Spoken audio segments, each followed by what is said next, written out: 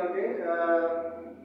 आज हम new chapter start करेंगे और उसका नाम है एसिड्स, बेसिस एंड सॉल्ट्स। ठीक है, एसिड क्या होता है बेटा? एसिड्स ऐसे के सब्सटेंस होते हैं जिसका जो जायका होता है वो मतलब कड़वा हो, सॉरी जिसका जायका अगर सोर हो, यानी the substance having sour taste are known as acids.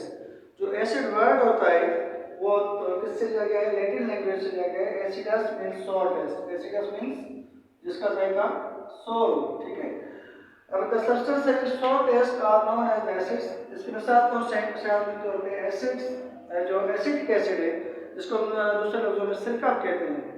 Acidic acid used as a vinegar in our daily life for making the biryani या making haleem.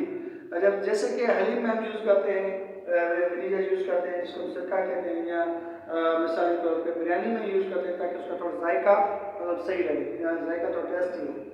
Acidic acid CH3COOH found in our kitchen as a vinegar. Citric acid found in citrus fruits. जितने भी citrus fruits होते हैं उसमें citric acid होता है, यहाँ पर उसको कहते हैं विटामिन सी, या आप इसको दूसरे लफ्जों में एस्कॉर्बिक एसिड भी कह सकते हैं। ठीक है, उसके अलावा बेसिस का क्या यानी कि मकसद है? Basis the substance having bitter taste. ऐसे सब्सटेंस जिसका जायका कड़वा हो, बिटर टेस्ट नहीं हो, तो उसको हम कहेंगे बेसिस। मिसाल के तौर पर बिटर ग्राड है जिसको करेला कहते हैं, ये भी यानी कि बिटर टेस्ट रखेगा। चॉकलेट है या कॉफ़ी है, तो ये मोस्ट इम्पोर्टेंट यानी कि इसमें एग्जाम्पल्स आ जाते हैं। दूसरे लफ्जों में जो दूसरे एग्जाम्पल्स हैं वो क्या है? सोडियम हाइड्रोक्साइड है जिसको कहते हैं सोडियम हाइड्रोक्साइड को NaOH या कास्टिक सोडा। ये यूज होता है as a cleaner in different detergents as well as in soap.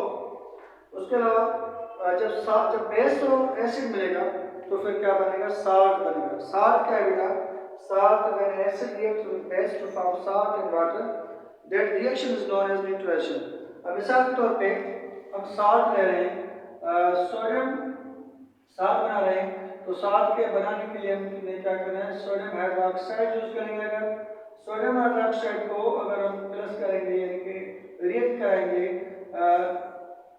Hydrochloric acid के साथ, तो क्या होगा?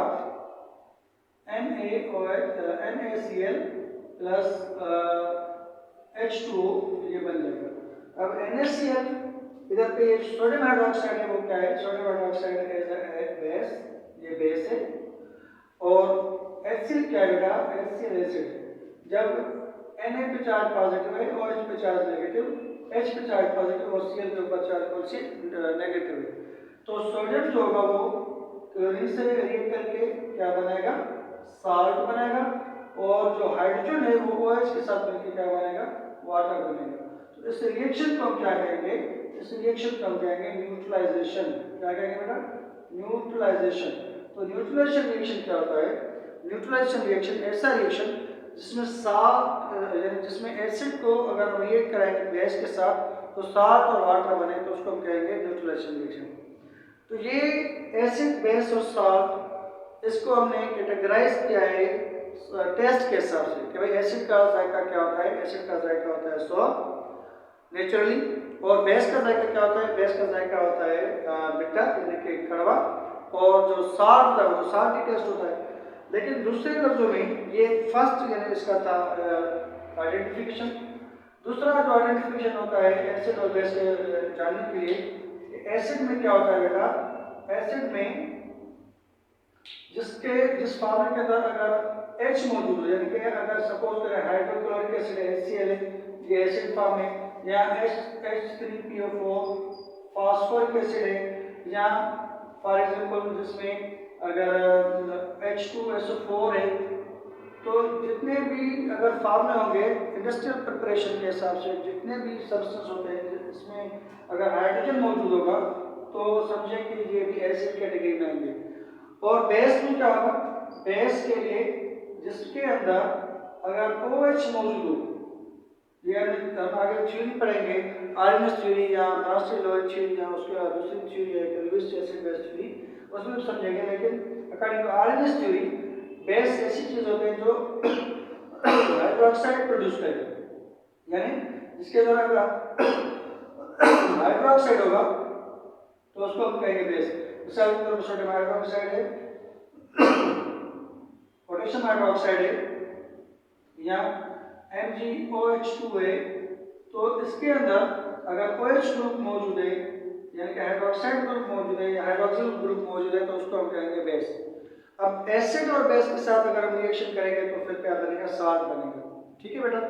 अच्छा, ये तो था H और H के हिसाब से एसिड और बेस की यानी कि आइडेंटिफिकेशन। अब दूसरे लफ्जों में कलर के हिसाब से भी इसको हम पहचान देंगे।